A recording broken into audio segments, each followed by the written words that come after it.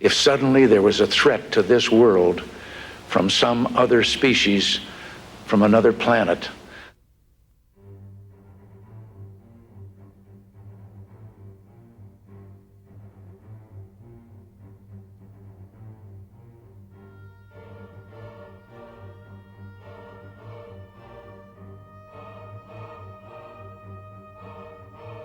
In our obsession with antagonisms of the moment, we often forget how much unites all the members of humanity. Perhaps we need some outside universal threat to make us recognize this common bound. I occasionally think how quickly our differences worldwide would vanish if we were facing an alien threat from outside this world.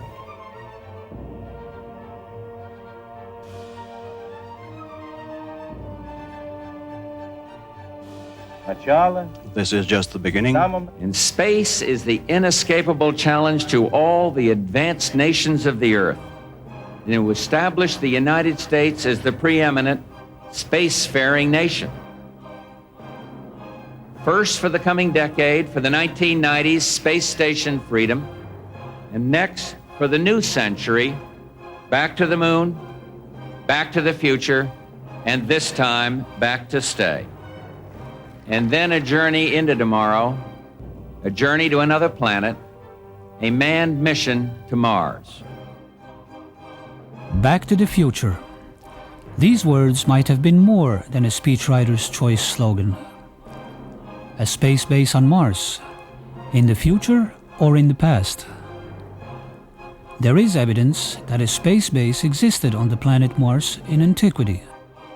And what is even more startling is that it might have been reactivated before our very own eyes. Is it possible then that what our civilization is discovering today about ourselves, our beginning, our planet, our corner of the universe, even the heavens, is a drama that could be called Genesis Revisited? Only a rediscovery of what had been known to our earliest civilizations?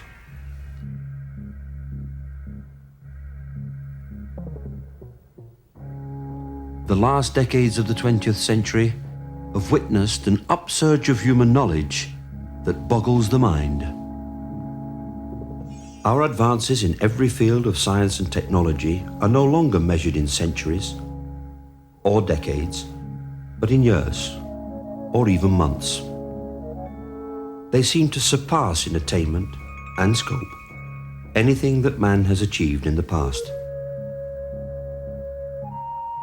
Man came out of the Dark Ages and the Middle Ages, reached the Age of Enlightenment, experienced the Industrial Revolution, entered the era of high-tech, the era of genetic engineering, the era of spaceflight.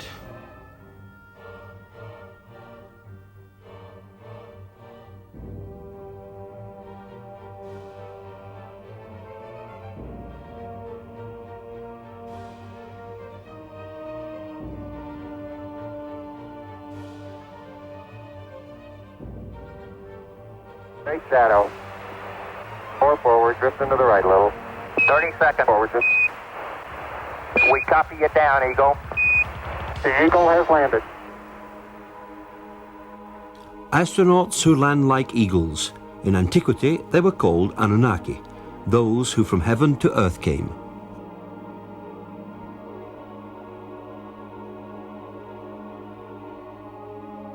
The possibility that modern science is catching up with ancient knowledge has brought mankind to the first chilling incident in a war of the worlds. It rekindles a situation that has lain dormant almost 5,500 years, the incident of the Tower of Babel. In the Babylonian version of the biblical story, the people of Babylon were building a tower whose head shall reach the heaven, in which a Shem, a space rocket, was to be installed under the direction of their supreme God. But the other deities were not amused by this foray of mankind into the space age. Yahweh came down to see the city and the tower which the humans were building. And he said to unnamed colleagues, "This is just the beginning of their undertakings. From now on, anything that they shall scheme to do shall no longer be impossible for them.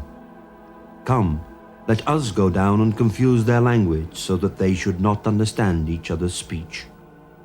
Genesis chapter 11. I'm Zecharia Sitchin.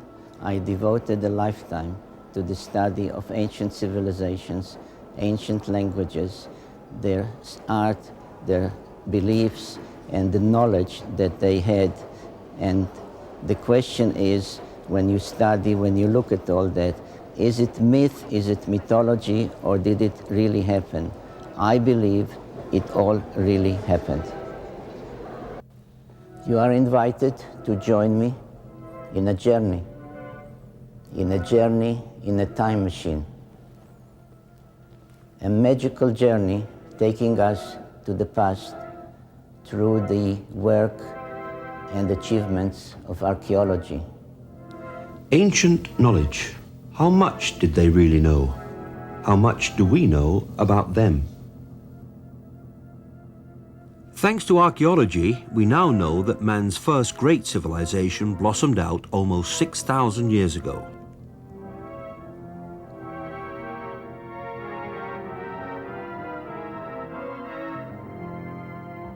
Older than the Greeks, older than the Mayas, older than the Incas, older than the Egyptians. The oldest civilization in our history. The people who bequeathed it to us are called Sumerians, after the name of their land Sumer, in the Great Plain between the Euphrates and Tigris rivers, today's Iraq. The book of Genesis called that land Shinar. For many years, the references to ancient kingdoms in old scriptures were either ignored or disbelieved, considered simply myth.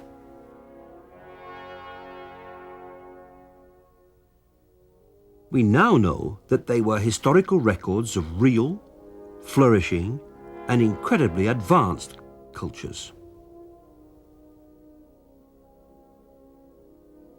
We are now entering a temple that is actually 6,000 years old. It is a temple that existed in a city called Erech, which until about 150 years ago was known only from the Bible, the biblical book of Genesis. And that temple was dedicated to a goddess, to a female called Inanna, known in later times as Ishtar. You can see here her features, a little damaged. Her divinity was marked by the pair of horns that she had. She held a jar with the water of life, and she was surrounded as a decoration, but perhaps also symbolically, with a symbol that some refer to as entwined snakes, which was the symbol of science in those days, 6,000 years ago. Some find in it a precursor of the Egyptian Ankh, which was the symbol of life and creation. And it really was a symbol of genetic manipulation of DNA. She also engaged in other activities, among them flying in the skies of Earth and also being an astronaut almost 6,000 years ago. In ancient Mesopotamia, the secrets of celestial knowledge, of astronomy, were guarded, studied, and carefully handed down by astronomer priests. They often kept this special knowledge on cylinder seals like this one.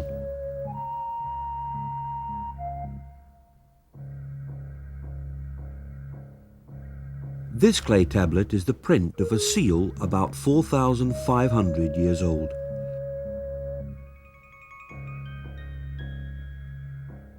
It depicts the scene of the god Enlil granting to mankind the plough, the beginning of modern agriculture.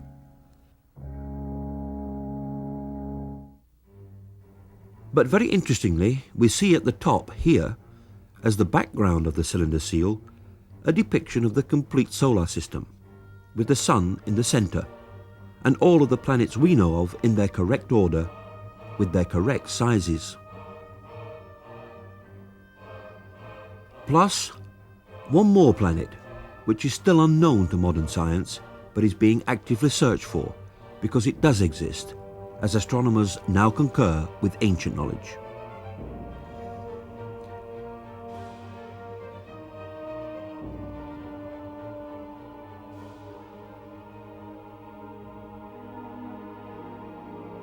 The heavens bespeak the glory of the Lord, and the vault of heaven reveals his handiwork. In August 1977, the American space probe Voyager 2 left Cape Canaveral on a journey that would eventually take it, several years later, to the vicinity of our solar system's outermost planets. What Voyager discovered once it arrived there fully corroborates ancient knowledge.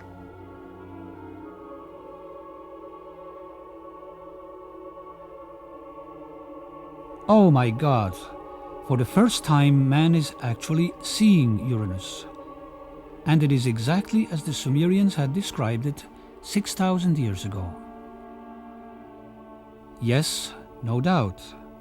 Though they had no telescopes, the Sumerians did describe Uranus as Mash Sig, meaning bright greenish. The Sumerians also explained why Uranus is tilted. Uranus took an almighty bang early on. A collision with something the size of Earth, traveling at 40,000 miles per hour, could have done it.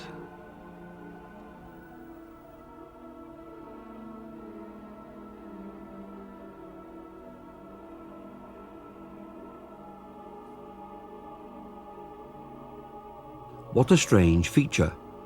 Is it artificial? Was someone there on distant Miranda in the past? The Sumerians called Uranus planet which is the twin of Neptune, that is. Were they right? Now we can confirm the Sumerian description of Neptune as a blue-green planet. Obviously, the Sumerians must have known.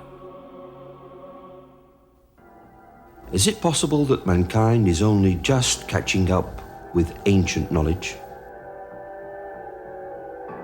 That the Sumerians were particularly at home with astronomy is evidenced by the fact that they had known, named, and listed all of the planets we know today, including those we ourselves rediscovered only in the past couple of centuries. Nudimud, the artful creator. Anu, he of the heavens.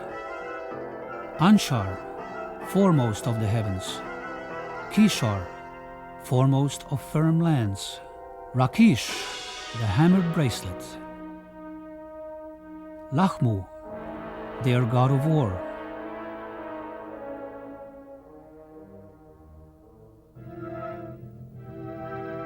Ki, the seventh planet. We call it Earth.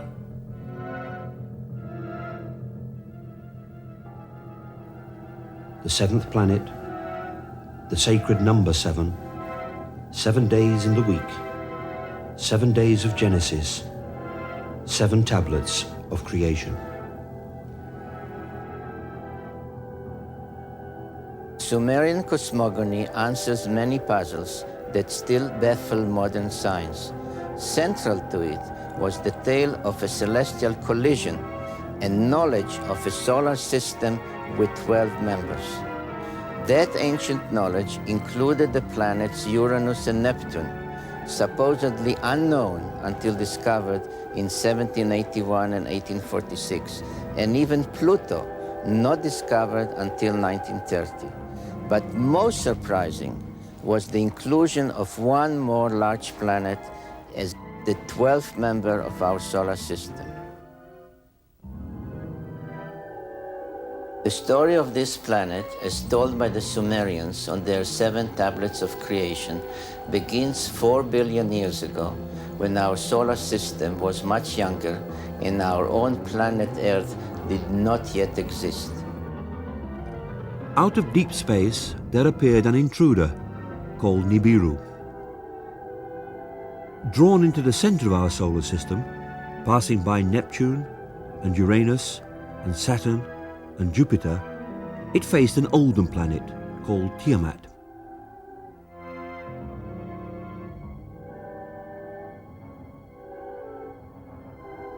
When Nibiru, traveling clockwise, came close to Tiamat, which was traveling counterclockwise, its satellites struck Tiamat and cracked it.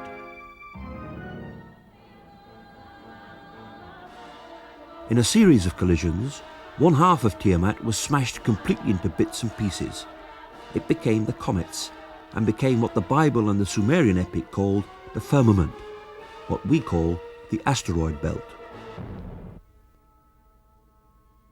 The other half, what we now call Earth, was thrust into a new orbital position. It carried along Tiamat's main satellite, which became our moon.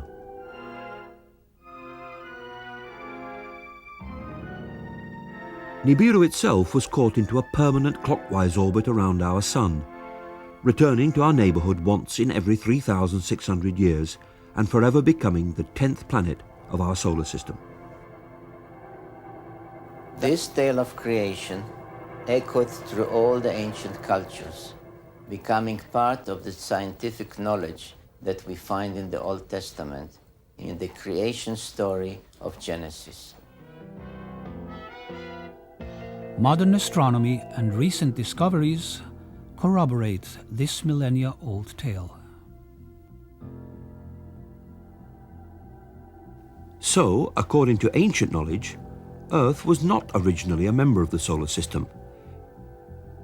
It was the cleaved-off half of Tiamat, the planet destroyed in the celestial collision. And Elohim said, "Let the waters under the heaven be gathered together into one place, and let the dry land appear." And it was so. And Elohim called the dry land earth, and the gathering together of the waters he called seas.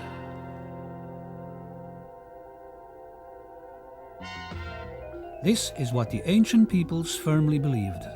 What does modern science have to say? Missing crust, half of it missing, sunk down and lies some 250 miles below the Earth's surface. The most obvious place for the missing crust, where planet Earth was wounded, is the Pacific Ocean, now 7 miles deep. How deep was it 200 million years ago? How large was the wound 500 million years ago? 1 billion years ago? 4 billion years ago? What caused the wound? A cataclysm.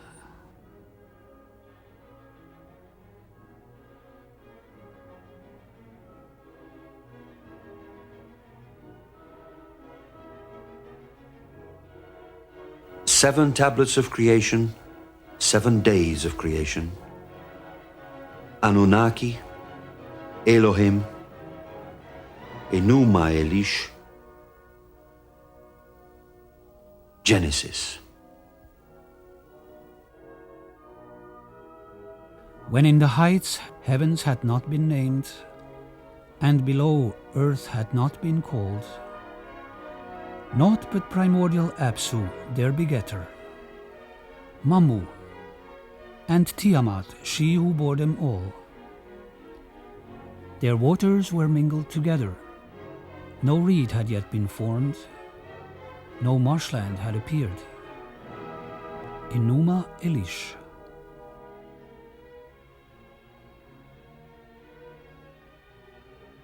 In the beginning God created the heaven and the earth. And the earth was without form and void, and darkness was upon the face of the deep. And the Spirit of God moved upon the face of the waters. And God said, "Let there be light," and there was light. Genesis chapter 1. If we apply the knowledge of the Mesopotamian text to the biblical text, the correct reading of the book of Genesis emerges especially with regard to waters.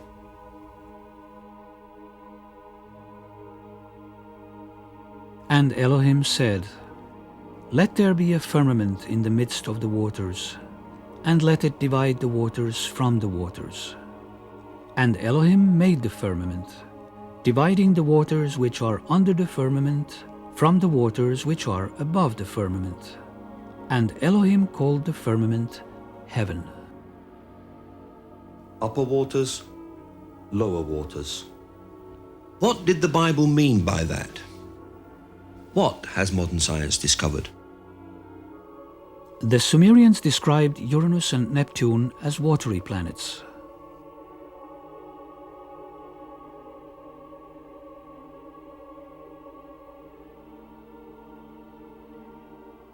In 1979, 1980 and 1981, the Pioneer and Voyager spacecraft visited Jupiter, Saturn and their many moons, and found water everywhere, as ice on the surface and as water below the surface.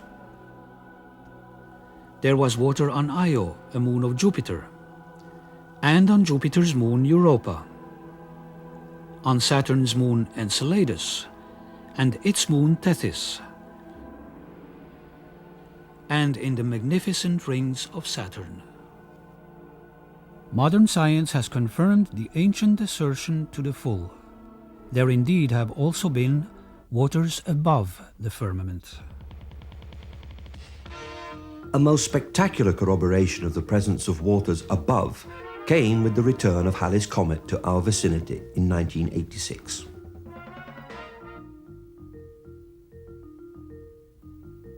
Water loss at 30 tons a second increases enormously. 70 tons a second. Don't worry, it has enough water left to last thousands of more orbits.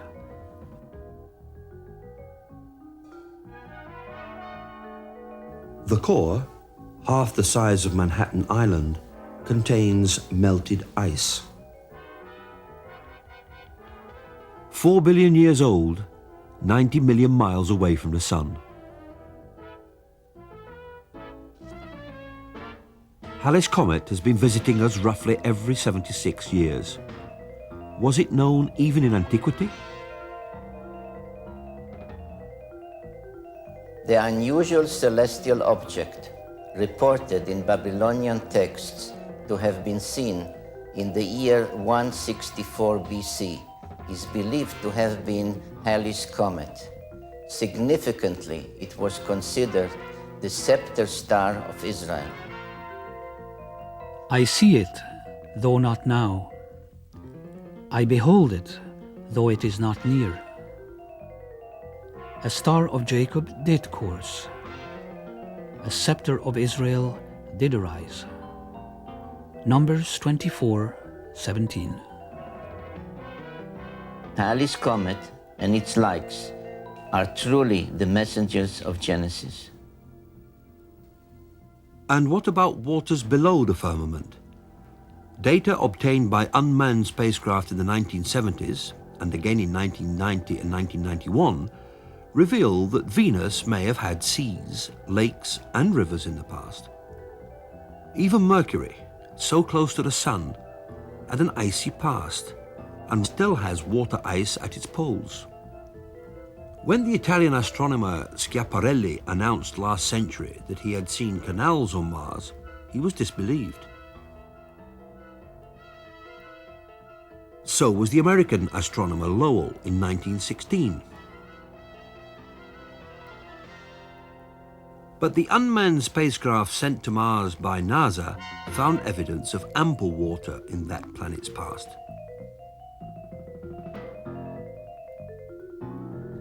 We are forced to no other conclusion but that we are seeing the effects of water on Mars.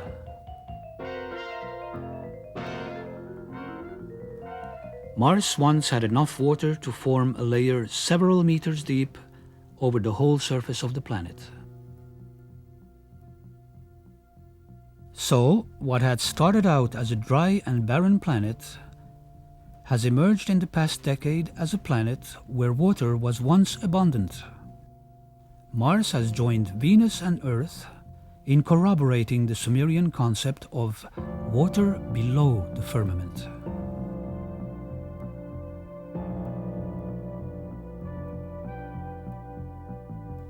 Anunnaki, Elohim, Enuma Elish, Genesis. Of all the mysteries confronting mankind's quest for knowledge, the greatest is the mystery called life. The Sumerians asserted that the seed of life was brought to Earth from space by Nibiru. Were they right? Life on Earth began when stray comets carrying the building blocks of life crashed into the primitive Earth. Scientists find evidence for this in meteors falling to Earth.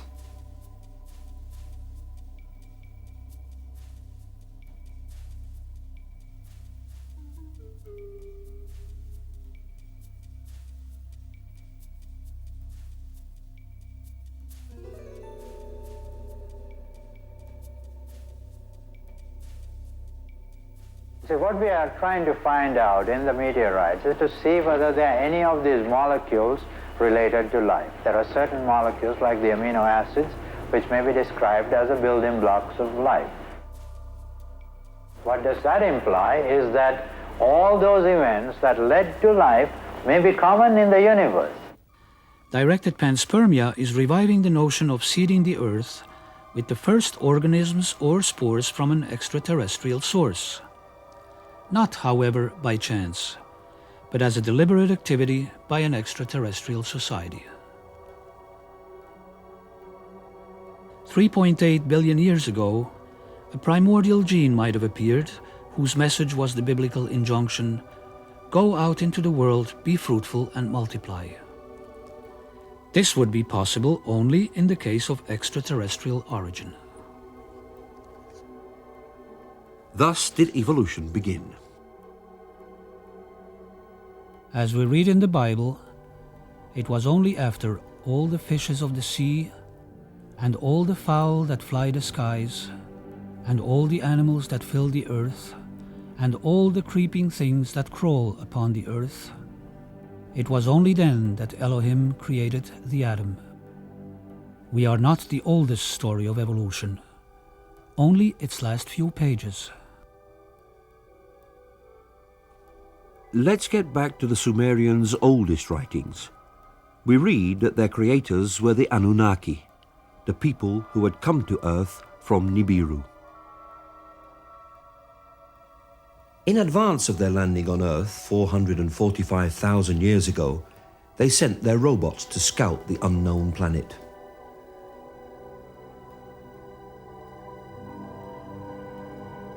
"150,000 years later, the Anunnaki created man. They made us Earthlings to mine in Africa the gold they needed to save their home planet's dwindling atmosphere. How was the atom created? According to the Sumerians, it was by genetic engineering, a fertilization in vitro in glass tubes, as depicted in this rendering on a cylinder seal. Adam was the first test tube baby. Let us make the atom in our image and likeness. Genesis 1:26. They made us in their image. Therefore, they are like us. They have a far developed space technology. Nibiru comes into our vicinity every 3,600 years, and then they revisit us.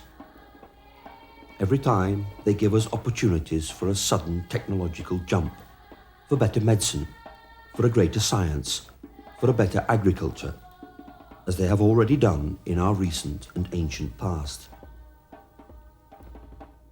According to the Bible, the Babylonians once tried to reach their gods in heaven, the Anunnaki, by building the Tower of Babel. Today, we would call it a launch tower. What was the target of that endeavour? According to Zecharia Sitchin, it was Mars, our neighbour planet. The 12 members of our solar system were identified in Mesopotamia by specific symbols. Some, as for Mars, Earth and Venus, indicated their position numerically, as on this ancient stela. We see the sun with its many rays. We see the symbols standing for 4 of them in the bottom row. We see another 4 depicted standing on their cult animals, but really it's a symbolism connected with the zodiac. We see the moon, and we see the earth symbolized by the 7 dots, which indicated the position of the earth from the outer limits of the solar system, counting or coming in inwards by somebody flying into from outer space. The 7 dots of Earth and its crescent moon, and the 6-pointed star of Mars, are revealing clues in this 4,500-year-old Sumerian depiction. It shows 2 figures standing on either side of a craft, a spaceman on Earth on the left greeting a spaceman on Mars. Running water must have existed on the red planet in relatively recent times, geologically speaking. Some believe Mars may have been habitable as little as 10,000 years ago. In the 60s and 70s, the United States launched the Mariner and Viking spacecraft to explore Mars. In one area, called Cydonia, among other puzzling features, a stone carving was seen that looked amazingly like a human face. At other sites on Mars, features could be seen which resemble enigmatic structures on Earth. This is a feature on Mars that NASA nicknamed Inca City. Sacsayhuaman, Peru.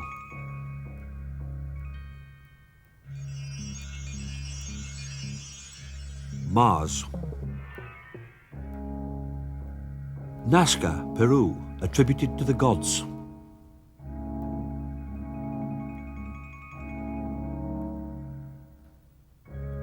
I was especially intrigued by independent researchers' suggestions in their reports that the orientation of the face and adjoining pyramid indicated they were built in alignment with sunrise at solstice time on Mars about 450,000 years ago.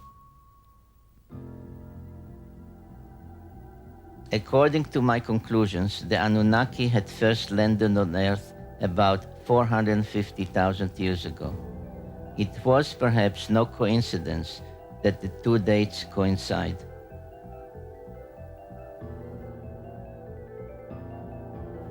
The only plausible theory is that someone, neither from Earth nor Mars, capable of space travel almost 500,000 years ago, had visited this part of the solar system and had left behind monuments both on Earth and on Mars.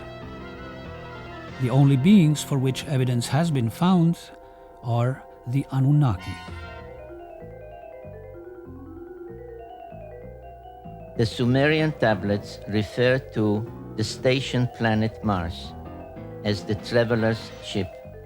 I've taken it to mean that it was at Mars that the Anunnaki from Nibiru transferred to smaller spacecraft to reach Earth orbiting stations. Not once every 3,600 years, but on a more frequent schedule. The actual landing on and takeoff from Earth were performed by smaller shuttlecraft. From some other species, from another planet. Mars, sometime in its past, was the site of a space base. The unexplained, abrupt end of a Soviet space mission in 1989 suggests that the ancient space base has been reactivated. In October 1988, the Soviet Union sent 2 spacecraft to investigate Mars, named Phobos 1 and 2, after one of Mars' 2 moonlets.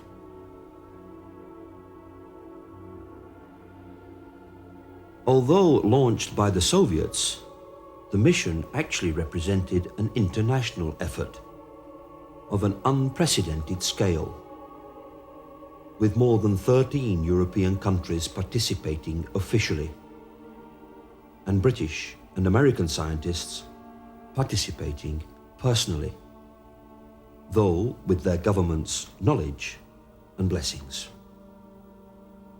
Phobos 1 was somehow lost on its way in September 1988. But Phobos 2 did make it to Mars and operated perfectly, sending back to Earth images from the surface of Mars. On March 1, 1989, these pictures of a highly strange grid were received. The grid, here in the upper right, was shot both in the optical and in the infrared range.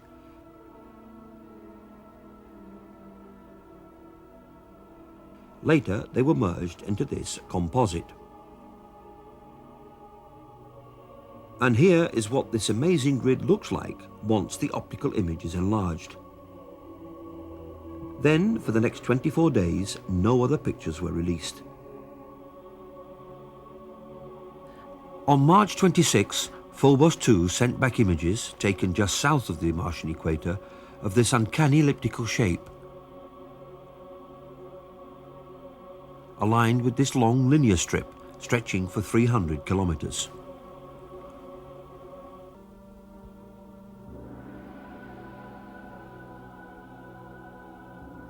March 27, the Soviets announced sudden problems in keeping radio contacts with Phobos 2. March 30, the Soviet evening TV news «Vremya». Добрый вечер. Так и хочется сказать и начать этот комментарий со слов «в эфире сенсация», но все по порядку. Сегодня в течение дня мы получали очень много сообщений, в которых говорится о том, что за рубежом западные обозреватели говорят, что советская межпланетная станция «Фобос» потерпела неудачу, катастрофу, и программа, международная программа, в которой участвует 14 стран, сорвана. Ну а что говорят факты? This here represents a unique phenomenon. Before now, no one had ever taken such detailed infrared pictures of Mars. Это вот это, да? Ну вот здесь приблизительно вот на этом месте, вот в этой зоне, и здесь вот приблизительно начинается отсюда и заканчивается здесь какая-то полоса шириной приблизительно километров 20-25. Она видна и в оптическом диапазоне, и в тепловом диапазоне. Съемка происходила в один и тот же день. Вот. Но эта тень появилась действительно неожиданно. То есть это похоже на тень. Почему? Потому что под ней виден сюжет. Виден, да? Да, виден сюжет. То есть это не предмет, висящий над поверхностью, а это, видимо, тень все-таки на поверхности планеты? Наверное. Ну а все-таки вот это вот эллипсообразное образование, это трудно сказать, на поверхности Марса или это в атмосфере висит что-то? Трудно или сказать это... в том смысле, что то, что это не лежит что-то, это абсолютно точно. Это похоже на ракету, взлетающую с поверхности Марса, и после которой еще остается инверсионный след. Как вы к этому относитесь? Ну, если дать волю фантазии, то, конечно, можно найти и такие объяснения. Но мы склонны видеть совершенно реальные, хотя, может быть, еще до конца не объясненные обстоятельства, которые породили вот такой вот след. Скорее всего, это все-таки тень от какого-то объекта на поверхности, потому что сквозь тень просвечиваются элементы поверхности. Сколько потребуется времени, чтобы обработать вот эту всю информацию и получить уже более-менее объективные, действительно научные, а не фантастические результаты? Через неделю приезжайте. Без этого не реализуется следующий полет. Поэтому мы сегодня находимся в самом тяжелом положении. Если действительно вообще про это подробно рассказывать. Какие же точности получены? Были определенные точности заданы, это минимально необходимые точности для того, чтобы на изображении появились такие пятна, которые очень хочется трактовать как появление летающей тарелочки в поле зрения термоскана. Но надо сказать, что версия летающей тарелки принадлежит не нам. Это очень хотелось, чтобы так это все было. В действительности с самого начала мы говорили о том, что, конечно, здесь никакой тарелки нет, и, конечно, то, что мы видим, объясняется вполне понятными, естественными физическими причинами. 5 months later, in September 1989, British Channel 4 runs a news special on the Phobos mission to Mars. Last year, the Soviets launched 2 spacecraft to the planet, both named after the Martian moon, Phobos. Their mission was to photograph Mars and land probes on its moon. One was accidentally switched off by a mission operator.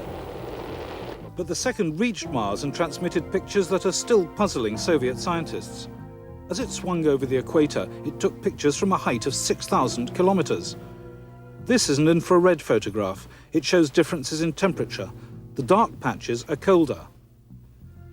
This section covers 600 kilometers. It shows objects down to the size of 2 kilometers. It's the most detailed infrared picture of the planet's surface. We have some very, very thin lines on the surface of Mars in the infrared, which means it's heat. It's not visible, it's heat. You could see it through clouds if you wanted to. These have a resolution, these have a width, I would guess, of 3 or 4 kilometers wide. Now, in answer to the question of what it is, I certainly don't know. The Russians aren't telling us. Scientists are also puzzled by this shadow pictured on the surface of Mars by both optical and heat-seeking cameras. They're convinced it's a shadow because they can see objects on the surface beneath. But a shadow of what? Finally, there's the mystery of the vanishing spacecraft. The Russians have yet to release the last picture transmitted by Phobos before it lost contact with ground control. But the Russians have said that it shows an object coming towards the spacecraft, an object which, in their words, should not have been there. The spacecraft was circling Mars, coming into the same orbit as the moons of Mars. And the last picture, they got halfway through it, and they saw something there which shouldn't be there. Professor Kapitsa makes the joke that it's Martian people. British scientists will be able to judge for themselves when the Soviets bring their pictures to a conference at Exeter next month. Because, of course, there must be a sensible explanation, mustn't there? But the Russians brought no pictures to Exeter. So, what about the spacecraft's disappearance? One possibility could easily be that a small meteorite, a small bit of rock, was in the same orbit as Phobos and hit it. But in an exclusive interview with us in October 1990 in Moscow, Professor Lev Mukhin of the Soviet Space Research Institute discredited the dust theory. Космического корабля, потому что он крутился на орбите достаточно такой, в общем-то, близкой к этой Луне Фобоса, и что пылевые шлейфы, значит, пылевое окружение Фобоса могло обеспечить просто вследствие столкновения с пылевыми частичками, обеспечить прекращение работоспособности космического корабля. Достаточно аккуратные расчеты, которые были проведены различными организациями и в нашем институте, в частности, они показали, что это предположение малосостоятельно. If not dust, then what? A long spell of silence followed until, in December 1991, former cosmonaut trainee and retired Soviet Air Force Colonel Marina Popovich held a surprise press conference at the Russian consulate in San Francisco, where she showed off this photograph reportedly taken by one of the Phobos craft. It shows in the foreground a strange shape, which Marina Popovich called an unidentified flying object, what we refer to as a UFO, clearly set off against what appears to be Mars' moonlit Phobos in the background.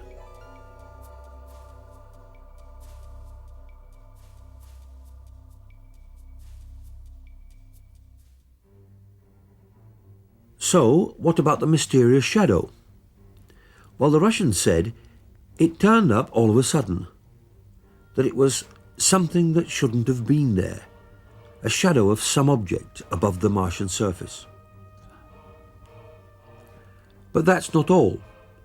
In April 1992, as we examined these other images, all taken within minutes from each other, we discovered that the shadow had actually been moving.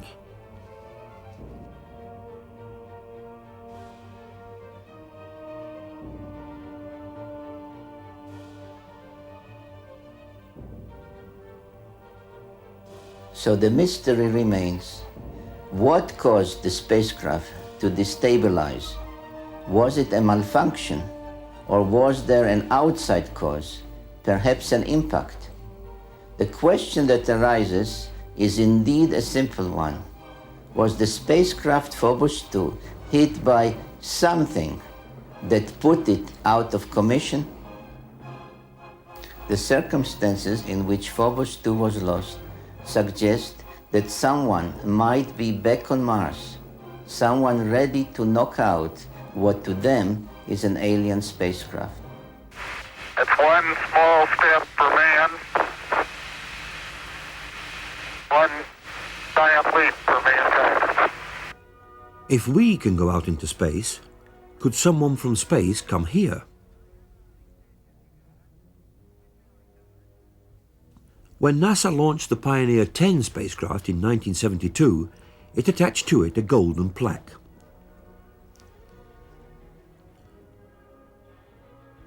With this plaque, Pioneer carries a message to extraterrestrials about its home planet. Its symbols show the radio signature of our sun, where our planet is located, and what we looked like. As Pioneer 10 journeys on beyond the outer known planets, the data it is sending back is also being used to seek a possible 10th planet. Indeed, a March 1992 NASA press release stated, "Unexplained deviations in the orbits of Uranus and Neptune point to a large outer solar system body of 4 to 8 Earth masses on a highly tilted orbit, beyond 7 billion miles from the Sun."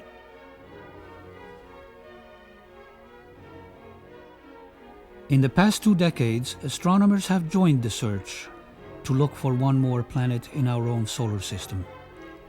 They designate such a planet Planet X, meaning both unknown and 10th.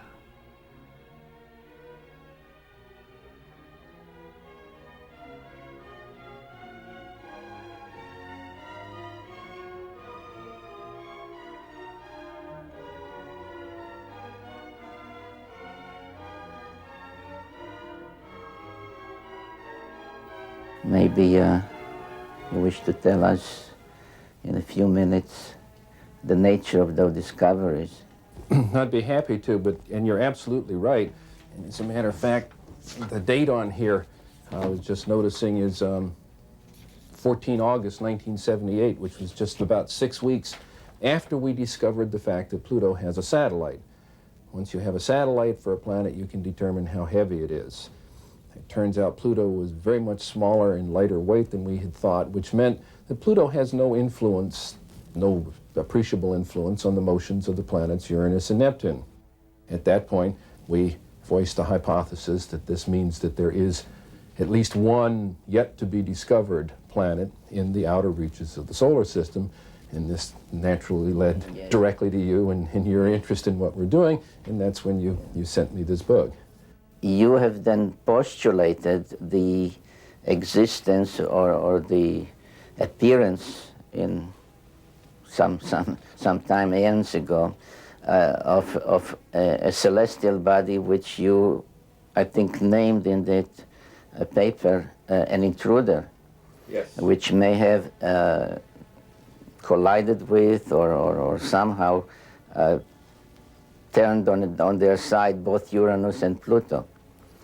It did a lot more than that, as a matter of fact. In that paper, we hypothesized that this intruder passed very close to Neptune, that it dislodged one of what we then think were many satellites of Neptune, and one of them became the planet Pluto. We actually think Pluto was an escaped satellite of Neptune. This will also take the orbit of Triton, the big satellite of Neptune, and reverse it. We'll take the orbit of the satellite Nereid and extend it outwards. We can produce all of the observed aspects of the satellite system of Neptune plus Pluto's orbit just with this one single intruding planet. One of the things we did in 1978, having made this prediction that there was an additional planet, 10th or 12th, depending on your point of view, but it's the next one, we sort of put our money where our mouth was, as it were, and we went out and we started looking for this thing. And we've been searching for 12 years for this thing. We've been able to refine the search area somewhat, get it rather narrowed down. We do our predictions based on the observed anomalies in Uranus and Neptune.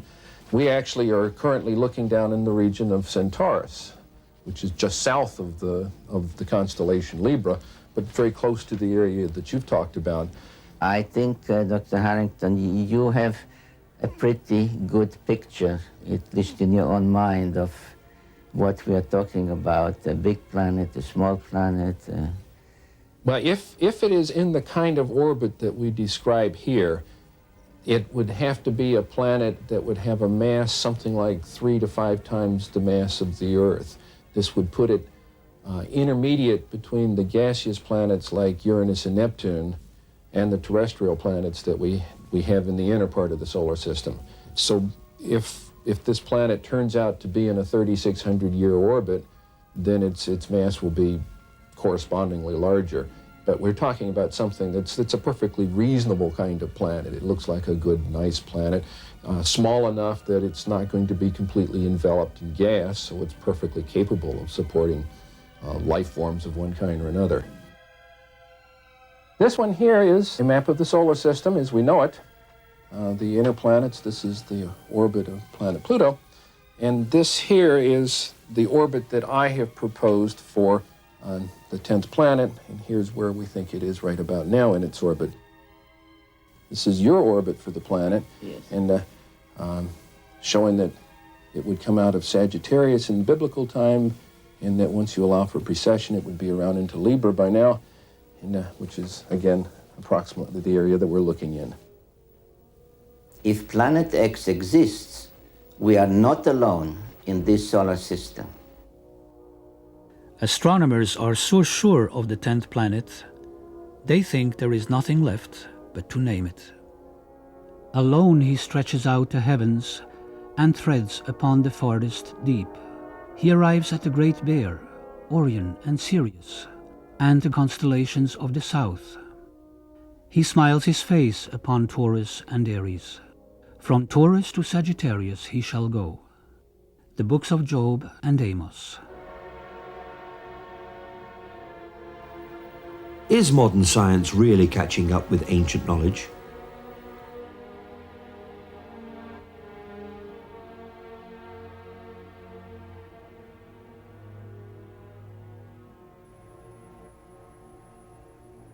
Modern science has indeed caught up with ancient knowledge of Nibiru and the Anunnaki.